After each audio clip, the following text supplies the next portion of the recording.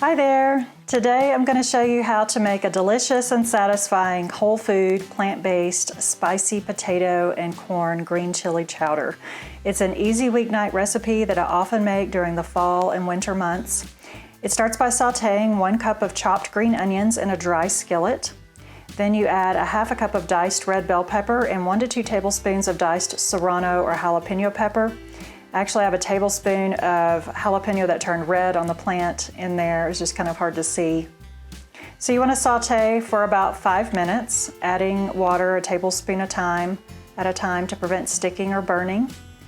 You can see that I'm already getting some caramelized sugars from the veggies on the bottom of the pan to build flavor, so there's no oil needed.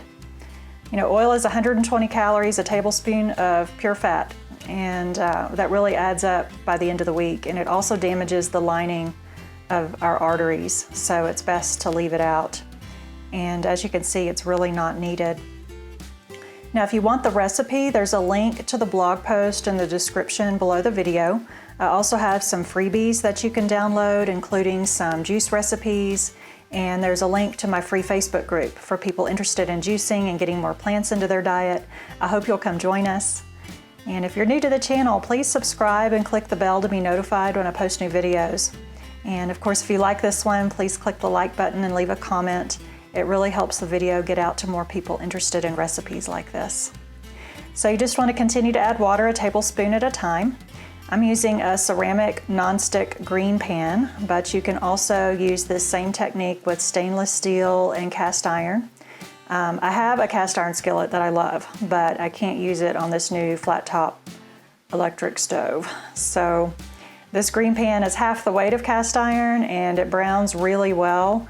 And I found that I don't really use a skillet much anymore. I use this green pan for just about everything, so it's been a good investment. So next I'm going to add a can of chopped Hatch green chilies after I finish loosening up the rest of the browned goodness.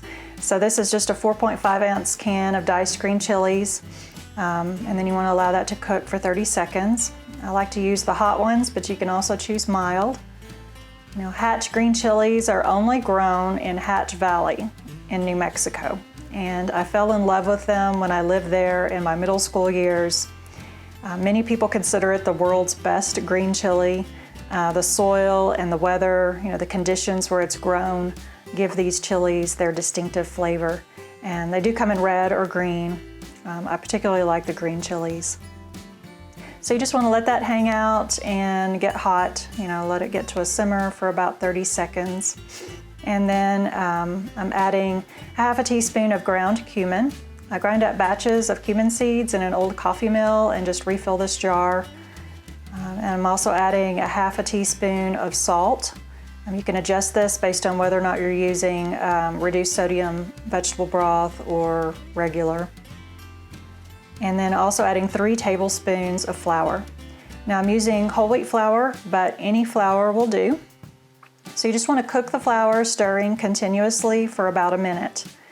This is important as cooking or toasting it helps get rid of the flour taste in a sauce. And you want to keep moving it around so it doesn't burn. So just be patient with this. Don't walk away. Keep it moving. Since we're not using any added butter or oil, you really just have to keep it moving around the pan and it'll be fine. If it gets too dry, you can add a little bit of water to keep it from sticking. But in this ceramic nonstick skillet or pan, it seems to do really well. There's only a little bit sticking to the bottom, and that'll all come up when we add the liquid. So the secret to a lump-free, oil-free sauce is to add the liquid slowly. So I have 1.5 cups of vegetable broth and 1.5 cups of plant milk here. And I'm just gonna add maybe a half a cup initially and stir it really well. Watch and make sure the lumps dissolve and you get a smooth sauce. Keep stirring it. Since there's a lot of veggies in there, it's kind of hard to see a little bit, but you'll be able to tell. And then add a little bit more and give that a stir around. Make sure it's fully incorporated. And then, and you're also scraping, to get the rest of the flour off the bottom of the pan. Find a whisk works really well for this, but you can also use a wooden spoon. And once it gets to this point, you can just add the rest of the liquid and mix it all in. Give it a stir. And next I'm going to add 2 cups of O'Brien or Southern style hash browns, the frozen, the cubed kind. Just make sure that they're just plain potatoes if you buy frozen potatoes. You can also use raw diced potatoes. Also add a can of corn with peppers. You can also use fresh corn if that's in season, or frozen corn. Sometimes you can find bags of frozen roasted corn. That's really nice flavor to add to the recipe. So I'll make sure to get it all out. And this time I'm also adding a cup of rehydrated Butler Foods soy curls. If you haven't heard of this product, it's a healthy whole soy food meat substitute. It's just cooked, pressed, dehydrated whole soybeans. You rehydrate them in vegetable broth and add them to recipes that would normally call for chicken or beef strips. I'll add a link to it in the description below. So you want to give it a stir, put the lid on, and bring it to a simmer. Now my potatoes were still frozen, so it took a few minutes to get hot, but if your potatoes are thawed, turn up the heat a little bit and this won't take long at all.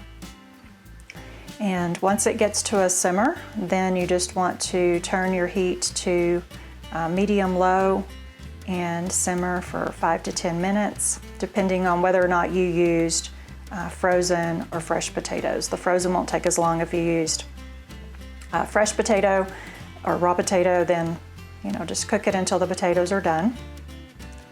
So it's ready to eat in about 30 minutes, maybe less. And I just ladle it into bowls. This makes about 3 to 4 generous servings. I like to serve it along with a cooling, crunchy green salad.